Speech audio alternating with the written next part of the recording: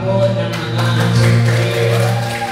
Nagpalakpak po ng mga umaasa sa biyaya ng Diyos. Sumigaw ng praise the Lord.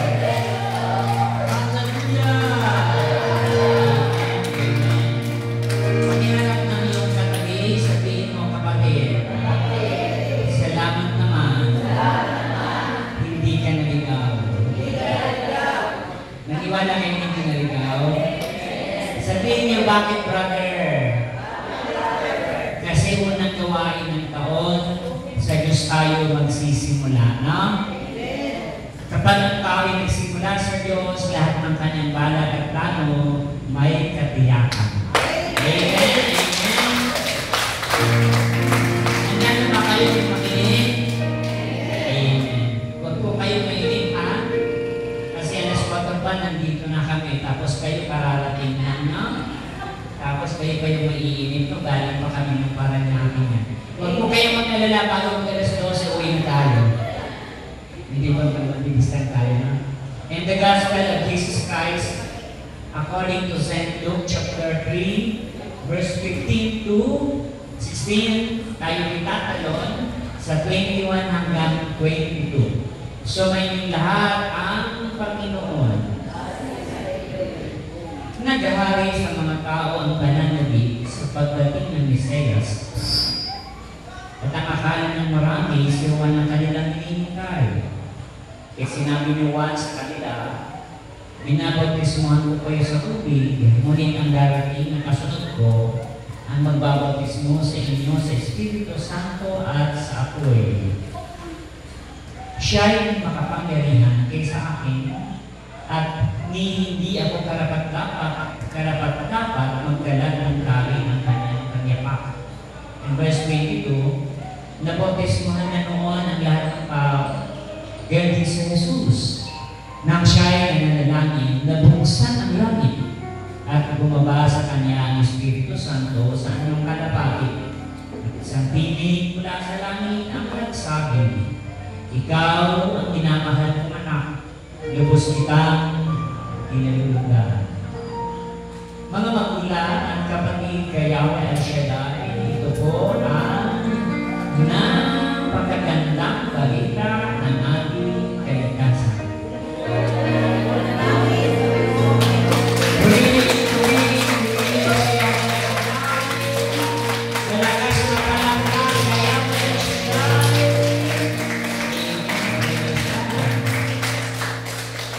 Sabihin mo sa iyong katabi, kapatid, ang katapusan ng taon ay hindi katapusan ng paglilingkod. Ang simula ng taon ay hindi simula ng paglilingkod. Dahil ang paglilingkod ay paglalakbay patungo sa tagumpay. Amen ka? Palapakan natin ang Panginoon. Praise God, pwede na po kayong umuwi. Umapo muna kayo. Hindi na kayo nawira, no? Salamat po sa ating choir, no? Sa ating manuto. Salamat po sa inyo lahat, mga kapatid. Sa gabi nito, mga kapatid, kaya siya dahil bago po tayo simula, may naalala ko na karanasan sa paglilingkod.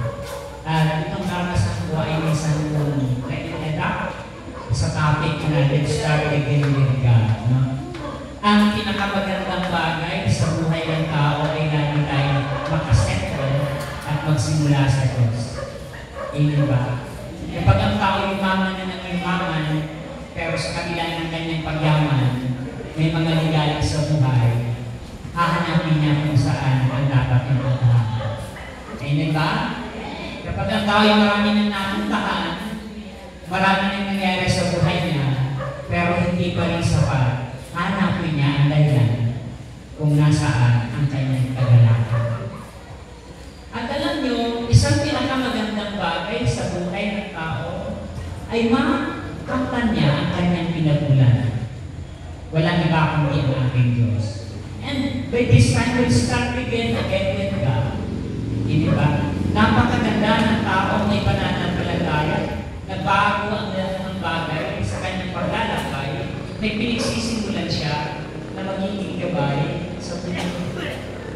Amen po ba? May pinagmumulan siya sa kanyang buhay na kung saan may baon-baon siya. May pinanghahawakan siya na saan man siya makapunta. Mayroon siyang ikininig sa puso niya na dapat niyang balik-balikan para sa kanyang makakabuti. Ikinig ba kayo? So, sa dating ito, mga kapatid ko sa Panginoon, tayo ay mag-journey na naman for almost 12 months. What are those things? Ano yung mga biyaya ating tatanggapin? Amen ba? And alam ko, hindi naman sabihin, ang mga prayer natin, ako meron tayong mga negative na naganap ng 2023 na wag naman. Amen ba? Gusto natin something great, something good, something better in this 2025. Kaya sabihin mo siya katabi, kapatid, huwag ka nang mag-alala, nakakaligari na ang biyaya mo. Naniwala kayo? Sino naniniwala nakakaligari na ang biyaya yan? Pag alam mo na may calendar na hindi ka na maghahanap-hanap, kapag alam mo nakakalandar na ang activity mo, hindi ka na mag-follow.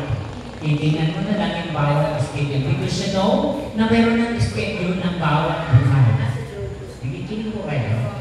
Kaya sa gabi ito, mga kapatid ko sa Panginoon, alamin natin, how do we going to journey in this 2025? Ano yung dapat natin ilagay sa ating puso? What are those things that we come to the point of realization? Sapagkat, I always say, kapag hindi tayo nagbago ng takbo ng buhay, sinabi ko sa nakalipas na magawa, para kang nakaupo sa rocking chair. Alam yung rocking chair? Patong-patong lang, pagising mo, pagbangon mo, nandiyan ka pa rin. May mga Kristiyano parang nasa rocking chair. Eh, diba? Simba ng simba, etc. Pero hindi nag-grow. Hindi lumalag. Because we never come to the point of realization na ano ba dapat meron ng 2025 sa buhay ko. Be the new version of the anak na Eshetai. Alam nyo, ang gadget mag-upgrade every month, no? Nakabili ka ng bagong gamit ngayon, next month, may bagong version. May bagong upgrade eh. Pero tayo, nagbabago ba yung version? Sabihin mo nga sa kapatid, upgraded ka na ba? Anong tanong? Anong sagot? Baka sagutin mo anong pakialam mo. So, kailangan nag-upgrade tayo. How do we upgrade this life, mga kapatid? Kapag nakita natin yung estado ng Diyos sa ating buhay in our daily lives. The God must be the wind beneath our wings. Alam niyo ang kantang, the wind beneath the wings. Minsan naman tayo sa ibon kasi nakakalipad. But we never realize that there is wind na natintindihan kung bakit siya nakakalipad. Nakuha niya. Ang kailangan makita natin, what are the wind that we can fly, that we can soar high in this 2025? Yung aeroplano, hindi man yan makakalipad kapag walang pressure yung hangin. Amen ba? Hindi makakatakbo yung sasakyan kapag walang hangin yung guma. Mga kapatid, and it's very important in this life, mga kapatid. And we soar high in this spiritual, kapag tayo inilipad, there is a wind beneath our wings. Hindi ka na makakalakay kapag wala kang pamasahe, kapag wala kang kasunod. Hindi ka rin makakapag-journey kapag walang Diyos. Hindi makakalipad pag walang hangin. And this is like kailangan makita natin. Ano ang wind in this life? The source of strength. Sabihin mo siya katabi, kapatid. Kanino ka ba? Bumabaho. Bakit inis-inisan sa kapitid? Saan tayo bumabaho? What is our strength? What is the source of strength, mga kapatid? Ang hangin ay represent or symbolize the external strength, mga kapatid. Minsan ang hangin natin ay yung mga material na bagay.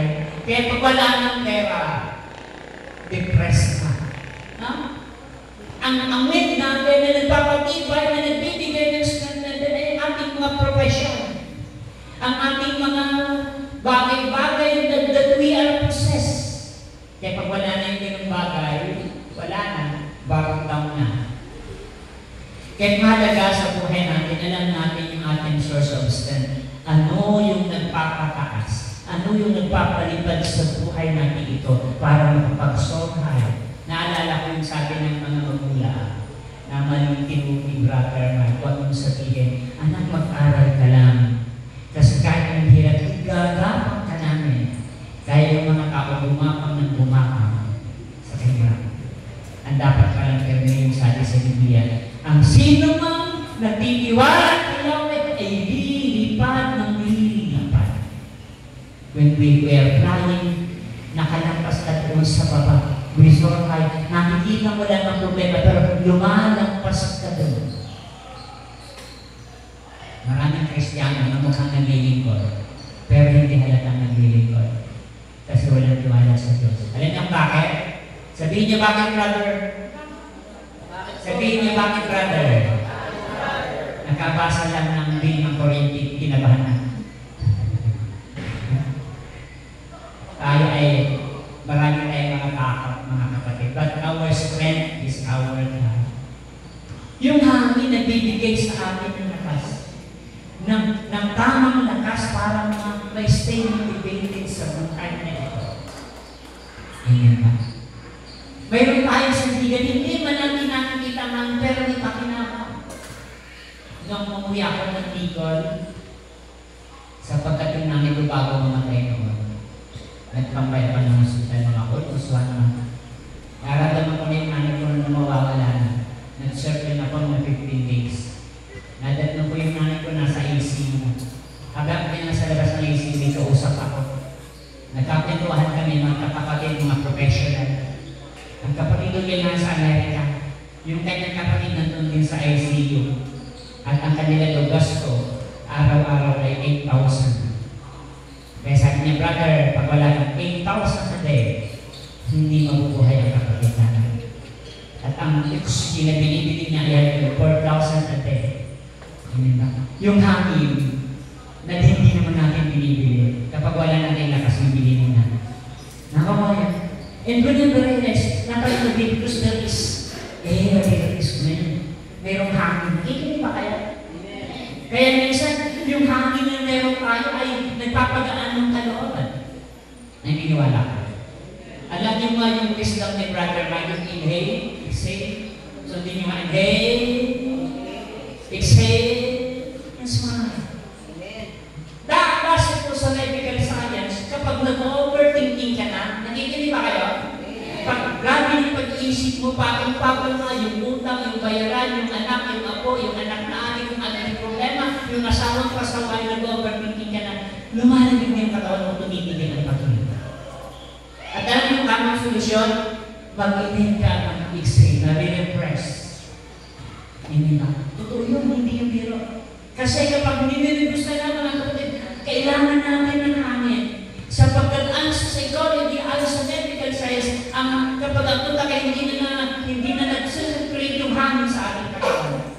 Hindi na maganda yung body system natin. Nakikinig ba kayo? In the same with the spiritual life, kapag sa sarili mo ka na lang nagtitiwala, mabibigat ang buhay. Amen ba? The wind is the source of our strength. And the wind is our self-empowerment. Yung taong negatibo, kahit anong inspiration mo dyan, wala nang magagawa. Pero yung taong motivated and empowered, kahit anong laban sa buhay, lumalaban siya. Kaya yung mga taong umaasenso, yung matibay ang laban. Yung matibay lumaban sa hamon ng buhay. Kahit minsan yung mga anak mayaman, madaling bumagsak kasi hindi sanay. Hindi ba kayo? Yung mga anak mayaman na sobrang as kanilang pera, sobrang as kanilang magulang, pagdating ng laban nila, wala silang laban. Hindi ba kayo? Pero yung mga anak mahirap, hindi nagugulat yan. Always empowered. Sapagkat alam niya, bahagi ko ng buhay niya. Ang nagtatagumpay yung malakas ang loob. Yung may kakayahang lumaban sa mabigat na hamon ng buhay. Kung problema lang, hindi ko pwedeng kwentuhan. Kasi lahat tayo dumadaan sa problema. But God give us empowerment na sa pagdating ng problema, pagdating ng pagsubok, laging may Diyos. Sabi ng brother Mike sa John 14:41, do not let your heart be troubled. Trust in the Lord and trust also in me. Amen. Pag hindi na kaya ng pera mo, pag hindi na kaya ng kapatid mo, ng anak mo, ng pamilya mo, itinila ka na nagyawa siya dahil ikaw na ang bahala. Amen.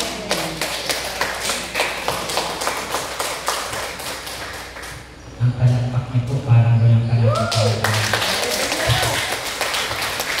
Yung malakas ng palakpak, iyawa siya dahil. Great beneath the wings, unang the source of our strength, mga kapatid. Pagtataka kahit mayayaman, kahit sikat, mamaya-maya nagalitaan mo, nagpakamatay nila, no? Sa amin ay politiko, nagpakamatay nila, siguro hindi nila kaya yung problemang dadaanan. Pero hindi natin alam sagad na siya. One po. Kailangan makita natin na lagi tayo motivated, lagi tayo empowered ng bawat kalakasan sa buhay natin dito. Kaya kapag ang buhay ng tao lagi punong ng salita ng Diyos, mga kapatid, kapag ikaw ay lagi nakikinig ng Word of God, kapag ikaw ay pagod sa salita ng Diyos, walang lugar ang kalungkutan. Amen. Subukan niyo manatili ka ngayon sa bahay at pakinggan ang balita ng mundo pag di ka naturete, wala ko lang. Amen ba? We must be empowered. Yung nanay ko nung nabubuhay ka noon, nasa hospital yung tatay ko, hindi siya nababantay.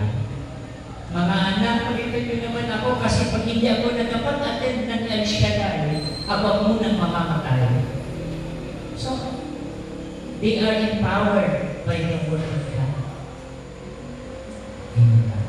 Ay nakausap ako isang galing OFW. Na-share ko na ito. Everything na una ako sa gawain, alam niyo maaga lagi ako sa gawain. May isang babaeng maganda yung bibis niya.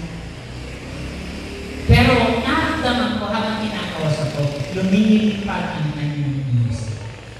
There's something wrong in her mind. Hindi pa kayo? Sunod na lingkod, bumababa na siya, kumingin na siya. Pero hindi mo nakakausap. Minsan ko kinakausap ko, iba yung direction niya. Pakaliwa ako, pakanan siya. Sabi mo, hindi kayo magkakatog ito. Kasi iba yung kanyang sinasabi. Anong daw yung pagpunta ko, nandoon na siya. Medyo magaling na siya. Every week nandoon siya sa kawain. At isang pagkakataon nag-uusap kami. Kaya pala siya nagkatrauma kasi napakabigat ng kanyang dinaanan. Alam niyo ba kung ano kanyang dinaanan? Sabihin niyo, brother, mga marites talaga kayo, ha? Joke lang ba? Ang kanyang dinaanan ay paggamit niya ng abro, pagbaba niya daw ng aeroplano, note up siya. At alam mo yung pera, hinimo niya na almost 1 year, tinanay. Isipin niyo, nag-abroad ka, buong buhay mo, iniwan mo ang pamilya mo yung sacrifice na, tapos kukunin lang ng walang kanin, walang tao. Okay? Hindi ako nag-advise sa talaga sa mga ang loob. Ang hirap mag-advise ng naman. Baka sabihin ikaw nga dito, brother. Ang hirap kaya na, diba? Hindi na lang ako ganun. Pero siya ang nag-advise sa kanyang sarili. Hindi na lang nagsalita siya mismo nagsabi. Buti na lang, brother. May El Shaddai. Kasi yung pinakadulo ng buhay ko, lagi na lang ang bumakapit sa kanya. Amen. Tayo, kayo. Anong mga dulo ng buhay ang binaanan natin? Amen. There are many things na gusto na natin bumitaw. Kapag wala kang pera, pag may problema ka, pag may sakit tayo, ang hirap umusin ng maghapon. Pag umaga meron ng 7 o wala ka pang pera, nahirap makatulog. Kaya minsan kahit ang lugar ang dinalalagyan mo, ang hirap mabuhay na may gumugulo sa isip natin. Kaya kailangan mas malakas yung pwersa ng salita ng Diyos kaysa problema mo. Amen? We must be empowered, mga kapatid ko sa Panginoon. We must overcome resistance. Sabihin niyo, overcome resistance. Nung mga panahon na wala kang makita yung mga bangka, hindi pa advance yung technology. Ang mga barko ay pinapatakbo lang ng hangin. Amen ba? Meron silang ng tawag doon? Layag. Para kung saan ang lakas ng hangin, nandoon ang kanilang direksyon. And the same with life, kung ano yung conviction ng Diyos, kung ano ang kanyang gusto yun ang dapat mong sundin. Kapag lumampas ka, kapag kumontra ka sa hangin, mabubulo ka. May nabalitaan na ba kayong tao gumagawa ng masama na nagtagumpay sa buhay? May nakita na ba kayong sumaya ang buhay na hindi nagkakawan? May nakita na ba kayong masaya ang buhay na wasak ang pamilya? And that's why we are here to overcome resistance. Kailangan natin magtiis. Kailangan natin magtiis. Kaya ngayong baptism na dinaan natin, hindi ng baptism in the water, we need the baptism of fire in order to refine our character. Si John the Baptist naman sa baptism of fire, kasi hindi niya siya nagugulit sa mga pagsubok. We have to overcome resistance. We have to go away sa anumang gusto ng Diyos. We have to align this life according to God's will. Alam niyo, kung kalokohan, hindi niyo ko rin pwedeng pintuhan.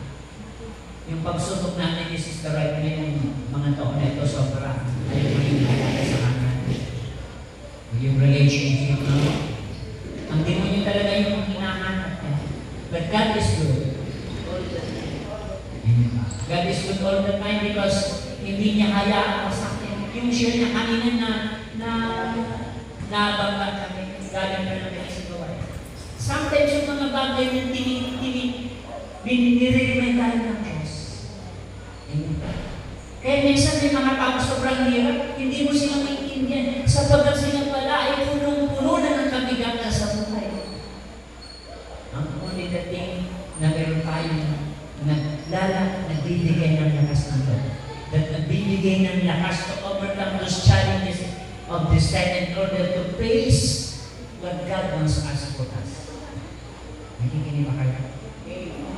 The wind beneath the wings, ang hangin, give us direction and guidance. Binibigyan ka ng direction. Wind can also provide direction in the context of motivation.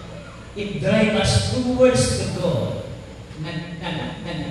Bibigyan niyang lakas sa atin patungo sa gusto natin. Pag may gusto ka ba, nagaganap pag kinabukasan ng yaman, we have to be firm, no? We have to be strong. Ang paglilingkod hindi lang isang linggo, hindi lang isang buwan, hindi lang isang taon. May mga taong naglingkod kay Eshadai. Nung magkapaglingkod ng isang taon, akala mo, ang Diyos pa ang nagtutang sa kanya. But we never know na ang Diyos ay kahit hindi ka pa marunong mag-Eshadai, kahit hindi ka pa marunong mag-Amen, pinagpala ka ng Diyos. Pinagpala na tayo mayaman ng mga kapatid. Because He gives us direction and guidance sa buhay natin. Binibigyan niya tayo ng tamang timpla, ng tamang pagkakataon ng buhay na ito ay mailagay sa tao. Nandiyan pa kayo? The wind continues us to movement. Nagpapatuloy sa atin para gumalaw. Sabihin mo sa kapatid, galaw-galaw para hindi pumanaw. We have to move, no? Kailangan natin gumalaw. Not only literally, but we have always to achieve something greater. Sabi ni Brother Mike, ang lahat ng bagay, pinag-aaralan, na-achieve mo. Kapag ang kinakain mo, 2 litro araw-araw, sunod na araw, dadagdagan ng kakain mo kasi kulang na. Pero ang gagawin mo para lumit ang tiyan mo, babawasan ng 2 litro, 1 litro na lang. Kasi kung ilan lang kinakain, yun na lang ang pupuno sa'yo. Kaya depende sa isip natin, depende sa needs ng ating katawan. So mahalaga mga kapatid, we have to move this life. Meron tayong action mga kapatid ko sa Panginoon. Kagaya ng ibon, we have to keep flying mga kapatid. kapatid, it implies fly constantly para ang buhay natin ay marating. Ang gusto ng Diyos. Ngayon, naalala ko yung ate ko kami, take off, kailangan lumipad tayo patungo sa direksyon. At habang lumilipad kayo, hindi isipin babagsak ng aeroplano, kundi mararating mo yung lugar na gusto mo. Nandiyan ba kayo? We have to continuous movement, mga kapatid. And encourage us to movement to maintain yung lugar natin. Yung pagkakataon natin. Sabi ko, Lord, kung hindi ikaw, sino ka? Ang asawa ko alam yung aking witness. Ang alam niya ng witness ko pag hindi na po nakapag-ilikod, tinatamaan ako ng mga sakit. Isang beses na suspende ako. Halos ilang linggo, ilang buwan hindi ako nakapag-preach. Sabi ng aking sister, bakit ka nag-stress? Marami na naman tayong bigas. May pera na naman tayo kasi may trabaho tayo. Sabi ko sa kanya, ang buhay hindi na naman sa pagkain. Hindi ba kayo? Hindi lang naman sa may makakain ka, may matutulugan ka, kundi ang yung estado ng ating buhay. Minsan may mga tao magandang tingnan pero nag-i-vary yung kanyang kalooban. May mga tao pangingingiti lang sa gawain pero sa bahay nila punong-puno ng problema. Kaya niyang ngumiti, kaya niyang makisama ng maayos pero ang kanyang buhay nakikipagyera sa bawat hamon ng buhay. Kaya ngayon yung sabi ko kagabi, minsan may mga tao isang kalabit kulang, galing na galing. Sabi mo, nag-comment lang ako, sobrang mo nang galing. Tama, sinabi mo nag-comment ka na, pero sinabihin mo siya pala'y punong-puno na ng kahirapan. Ikaw nag-comment ka lang, pero siya sobrang bigat na ng problema dinadaanan niya. Sabi ko nga parang baterya lang, 20% na ginamit mo pa. Imbis na i-church mo pa, mag-all church, ginamit mo pa. In the same way, we have to be the wind beneath their wings. Ang pinakamayaman ng tao, ang pinakamagaling na tao, yung nakakabigay ng mga magpapadagdag ng buhay. Sabi ko nga, when you share goodness, it will multiply by God. Kapag nagbigay ka ng magagandang bagay, minapagtitay ng Diyos. Kapag i-share mo yung loneliness, kapag i-share mo yung kalimutan mo, sa pwede pagkatulan, it will divide by God. Kapag binigay mo ang kalimutan, mahahating dadaan ng kalooban. Kaya may isang estudyante na walang masununan, walang makakinggang word of God. Siya ang takot niya sa pamilya niya. Yung isang taon hindi na siya makakagraduate. Nung mag-graduate na, nagpakamatay na lang. Kasi sukong-suko na siya. Takot siya sa kanyang mga magulang. Kasi unang lang ang nag-iisip. Nakikinig mo kayo. Pero tayo ang dami yung dinaanan natin. Naalala ko yung isang kwento ng pare. Hindi pa kayo. Mayroon daw babae na titinda ng putosiko. Alam mo yung putosiko? Titinda daw ng putosiko sa basa. Putosiko dyan! Biglang break yung bus. Pag break ng bus na tumbay yung babae, nakakadagalan yung putosiko. Siyempre, turog yung putosiko. Pag-isip niya sabi ng tayo, pulburon kayo dyan! Pulburon! Nandiyan pa kayo. Magkatulog kayo Ang tao may isip at marunong kaya magpadala ng problema. Ano man ang mangyari kapag tayo ay gumagalaw-galaw, palaging may mangyari. And the last, elevation and aspiration. They went beneath the wings, mga kapatid, nag-i-elevate ang ating aspiration. Sabi nga ni Brother Mike, tinurat yan mga harapan noon, huwag kayong maging manok, isang kahit isang kuka, magiging agila. Nababa niya? Yung agila ay lilipad, lulipad. At alam niyo yung eagle is iconic in St. John. Ang iconic St. John sa topic na ng June 9, sa pag-aralan ng Johanan, ang icon ni John ay eagle, isang katangian ng agay. Ang agay lang ang pwedeng tumingin ng diretso sa araw. Kuha na, ibig sabihin, there is power. At ang agay lang ang pwedeng lumipad ng matagal sa taas because there is a bigger aspiration. Yung taong ng Diyos, yung taong may inaasahan, hindi siya apektado ng laban. Sapagkat alam niya, hindi niya laban ito, kundi laban ni Yahweh. Amen. Sabihin mo siyang kapatid, huwag kang mag-alala. Kala mo wala tumutulong sa'yo. Kala mo walang nagmamahal sa'yo. Kala mo wala ka ng pag-asa. Kala mo wala kang pera. Pero ang totoo, di mo napapansin. Parang hangin, di man nakikita. Pero lahat mo dyan. And nandiyan ang Diyos. There is always wind, there is always an air. Hindi natin makakabuhay kung hindi tayo humingi.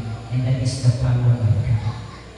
Sa 2025, kung inabot mo ang 2025, kung 70 ka na ngayon, kung 50 ka na ngayon, kung 30 ka na ngayon, pwede niyo pang idagdag ang another 10 taon. Pwede niyo pang idagdag ang another 20 years as long as we aspire to elevate this spiritual life according to God's will. Huwag mo nang hayaan ang 2024 ng negatibo ay magmagagay ng 2025. Ang 5 at 4 ay parehas. Siyempre, hindi. Kung hindi ka pinagpala ng 2024, ngayong 2025, sasabihin ko sa iyo, sabi ni Brother Mike, champion, pagpapalain tayo lahat. Okay ba? Yung gusto pagpalain, tumayo na sa oras nito.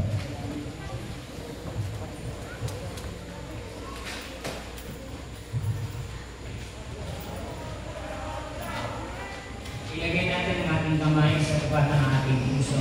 And let us close our eyes and let us diminish our life before the Lord. Ano ba yung mga bagay na kung babalikan natin, akala mo tapos ka na? Mga problema na susunod pa na.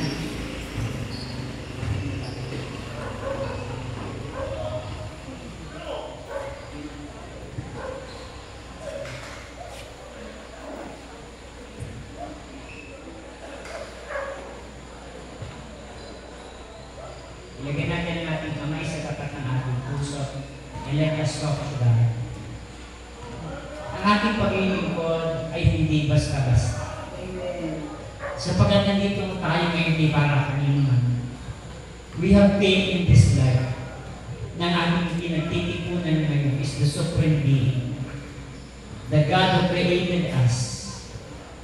A God who is a working miracle God. At hindi ito nakikita ng maraming tao. Kaya ang tao, trabaho ng trabaho. Sikap ng sikap. Hanap buhay ng hanap buhay. Nakakala nila, yun na ang pinakasolusyon sa buhay nila. Parang ganun din tayo dati. Akala natin lahat ng bagay by our own strength. But we never realize na parang ibon lumilipad.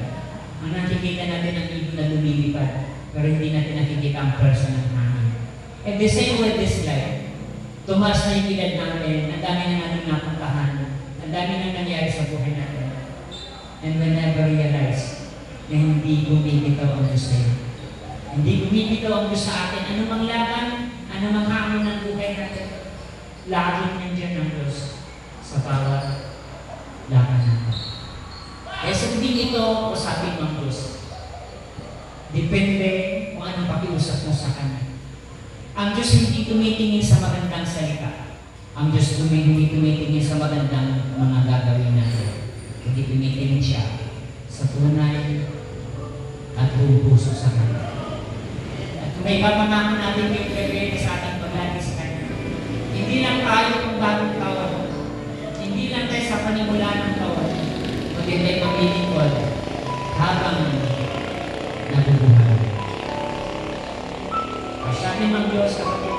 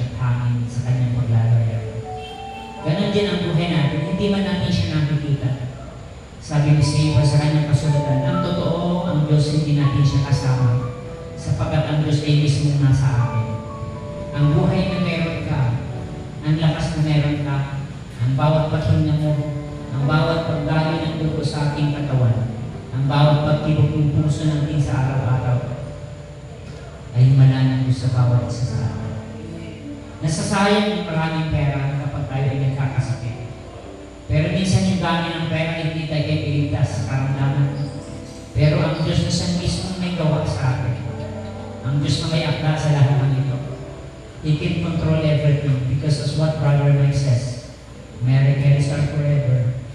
Salamat Yahweh sa pagkakaroon ng Diyos ng masasantian. Saan man kami pumunta, ano man ang aming gawin ng niyang kalagi. You are omnipresent God in this life. Kaya sa gabi ito, hindi man namin ipangako ang aming hangarin to elevate our aspiration na habang kami nabubuhay, ikaw lamang Yahweh ang aming paglilingkuran. Panginoon, salamat po sa mga buhay ng mga kapatid ko dito. Pagpalain ang kanilang buhay, ang mga source of income, financially order, stable, pangangailangan, pagkain sa mesa, relasyon sa aming kapwa, sa aming mahal sa buhay. Kalusugan ng aming katawan, emotional at spiritual order, at katatagan sa bawat naman ng buhay. We do believe in your word, Yahweh, in the name of Jesus, in John 14:1. Do not let our heart be troubled, but we have to trust in you. Wala kayong ibang pwedeng pagkatiwalaan namin kundi ikaw lamang, at kami narito ngayon. Pagpalain ng bawat isang narito, mula ngayon magpakailanman sa pangalan ni Jesus. Say Amen. Sa ngalan ng Ama ng Anak ng Espiritu Santo. Malakas na palakpak, Yahweh. At sa Diyos po natin ang nakabagay-bagay na gusto natin pagpalain ng Diyos. Dahilan niyo sa mga kapangyarihan, nakataas po ang aming kamay. May mga awan ng mga bagay-bagay, ang tubig, ang linis ng prayer request, bags, and bags. Religious Antichrist, kamay niya ng nakasalalangin ko, Yahweh, ikay pagpalain. Ang kanilang handog, ibalik mo na dito sa pangailangan. Ang kanilang hilingan, ang mga sulat kay hiling dalang kundi magkaroon ng katugunan. Ang kamay, anumang trabaho, negosyo, makalabang pa ng mga prayer pagkabiligin. Pagpalain mo ang magagawang sa lugar na ito, ang mga alim mo at manunugto, ebes mo kanilang buhay. Pagpalain mo nga tumutulong sa gawain ito at lahat na nandito ngayong gabi. Pagpalain mo kami lahat sa pangalan ni Jesus, sa ngalan ng Ama, ng Anak ng Espiritu Santo. Amen. Napakagandang gabi, pinagpala tayo ni Yahweh El Shaddai. Let us give thanks